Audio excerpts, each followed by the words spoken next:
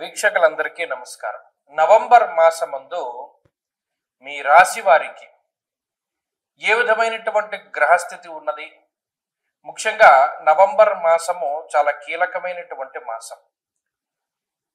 ఈ మాసమందు అనేక గ్రహాల తాలూకు స్థితిగతులు, ఉదాహరణకి అతిచారంలో ఉండేటువంటి గురువు తిరిగి వక్రగతిని ప్రారంభం చేయడం, చాలా కాలంగా వక్రగతిలో ఉన్నటువంటి శనేశ్వరుడు తన యొక్క వక్రగతిని పూర్తి చేసి మరలా రుజుమార్గంలో సంచరించడం, కుజుని యొక్క స్థితిగతులు, రవి యొక్క మార్పు, ఇలా అన్ని గ్రహాలు కూడా తమ యొక్క స్థానాలని కొంత ప్రభావితం చేస్తూ ఉన్నాయి. ఉదాహరణకి ఈ మాసంలో ఉండేటువంటి గ్రహస్థితిని గమనిస్తే 10వ తారీఖు దగ్గర నుండి బుధుని యొక్క వక్రగతి ప్రారంభమవుతుంది. అయితే ఈ మాసంలో బుధుడు వక్రించి ఉన్న రుజుమార్గంలో ఉన్న తులారాశిలోనే బుధుని యొక్క సంచారం ఉన్నది.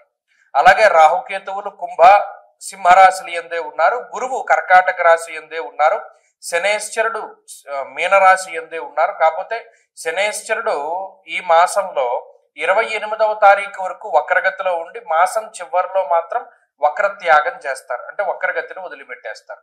ఇవి ఫిక్స్డ్ గా ఉండేటువంటి గ్రహాలు. వీటితో పాటుగా శుక్రకుజులు కూడా వృశ్చిక రాశి ఎందే ఉన్నారు. అంటే మీరు గమనించండి, గురుడు, రాహువు, కేతువు, శనేశ్వరుడు, కుజుడు, బుధుడు, అలాగే ఈ మాసమందు శుక్రుడు కూడా ఆల్మోస్ట్ స్థిరంగానే ఉన్నారు. మిగతా గ్రహాలు అంటే పర్టికులర్ గా రవి గ్రహం యొక్క స్థితిగతులను గనక మనం పరిశీలన చేస్తే 16వ తారీఖు వరకు తులారాశి యందు, 16వ తారీఖు తర్వాత వృశ్చిక రాశి యందు రవి యొక్క సంచారం అనేటువంటిది ఉంటుంది. కాబట్టి ఈ మార్పు ప్రభావితం చెందిస్తూ ఉంటుంది. గురుని యొక్క అతిచారము, శని యొక్క వక్రగతి ముగింపు, ఇవన్నీ కూడా తీవ్రమైనటువంటి ప్రభావాన్ని చూపించబోతూ ఉన్నాయి ఈ నవంబర్ మాసంలో.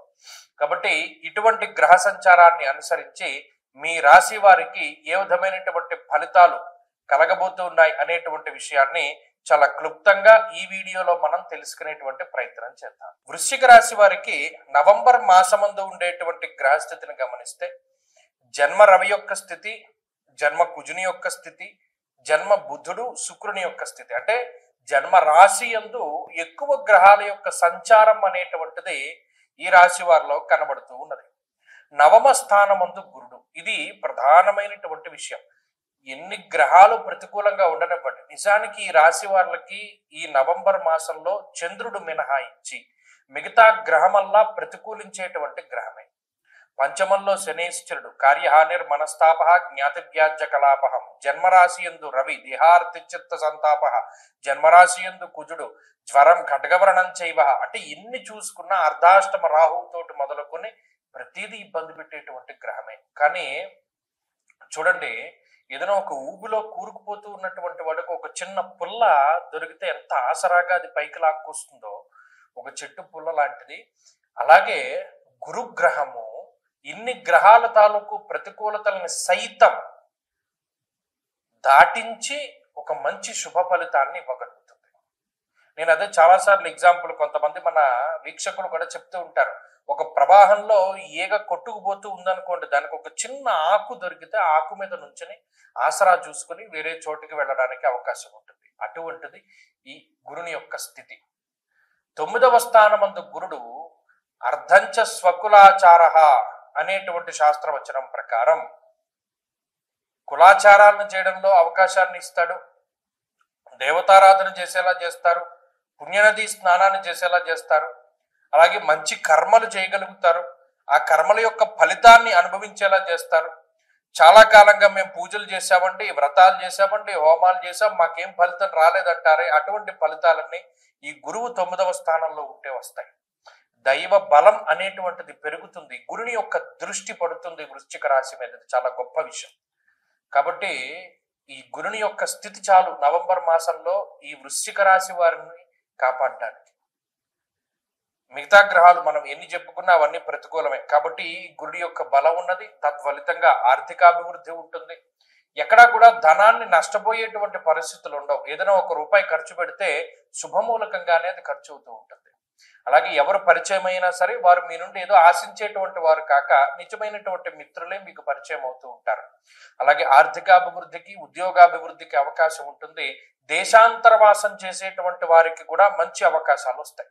కాబట్టి వృశ్చిక రాశికి ఈ నవంబర్ మాసం మంచి మాసమే.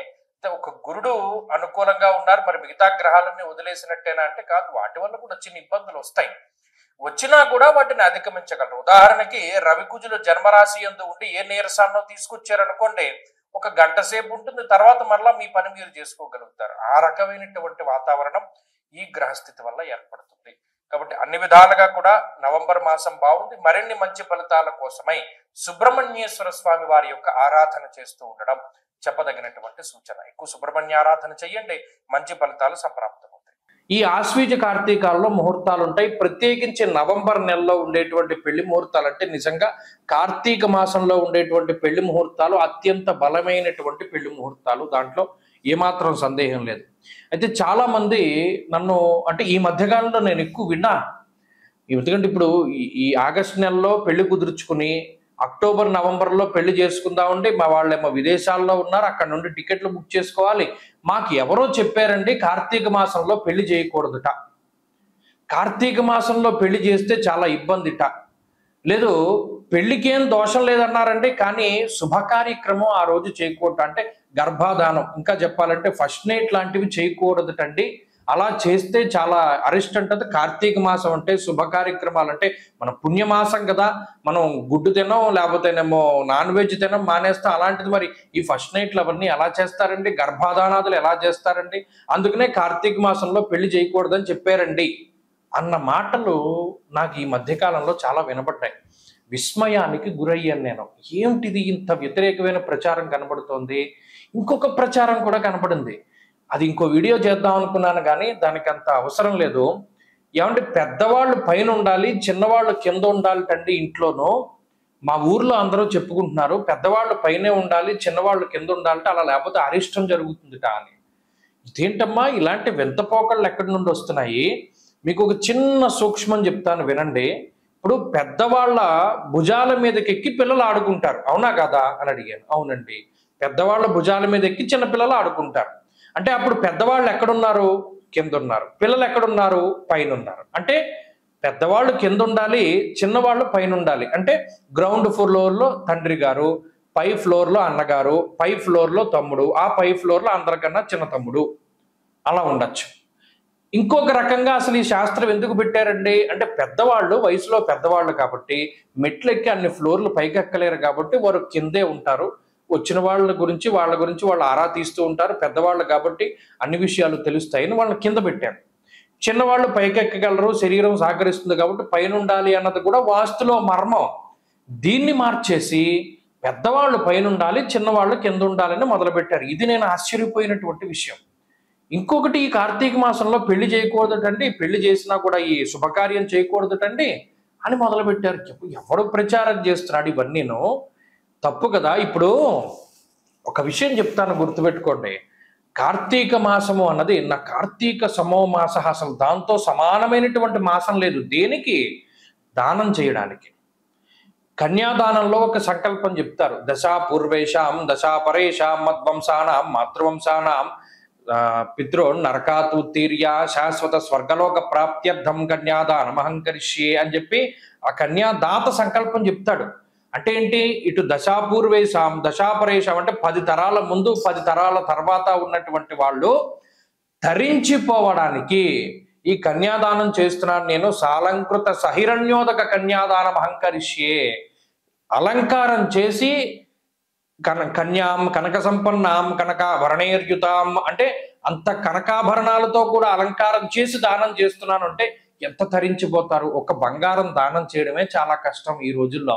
అలాంటిది అన్ని కాసుల బంగారము, అంతకన్నా విలువైనటువంటి అమ్మాయిని దానం చేస్తే కలియుగంలో, అందులోనూ కార్తీక మాసంలో ఈ 21 తరాల వాళ్ళు ఎంత తరించిపోతారు. ఈ విషయాన్ని మానేసి కన్యాదానం చేయకూడదు లేదా పెళ్లి చేయకూడదు అనేటువంటి ధోరణి రావడం అనేటువంటిది చాలా పొరపాటు. కాబట్టి అది తప్పు. పెద్దవాళ్ళు పైన ఉండాలి అన్నది తప్పు. ఈ రెండిటిని కూడా మార్చుకోండి. పెద్దవాళ్ళు కింద ఉండాలి, చిన్నవాళ్ళు పైన ఉండాలి. కన్యాదానం చేస్తే, కార్తీకంలో చేస్తే 21 తరాల వాళ్ళు తరించిపోతారు. కాబట్టి కార్తీక మాసంలో నిరభ్యంతరంగా వివాహాదులు చేసుకోవచ్చును. దానికి ధర్మపరమైనటువంటి కామానికి ఏ విధమైనటువంటి లోపము లేదు, ఏ విధమైనటువంటి దోషము ఉండదు. ఎందుకంటే సృష్టి కార్యం జరగాలి, అది ధర్మబద్ధంగా జరిగితే అసలు బ్రహ్మగారు ఉన్నదే అందుకు, సృష్టి చేయమనే మానవులను సృష్టించాడు. కాబట్టి చక్కగా వివాహాదులు అవి చేసుకోవచ్చును, ఏ విధమైనటువంటి లోపము లేదు. స్వస్తి.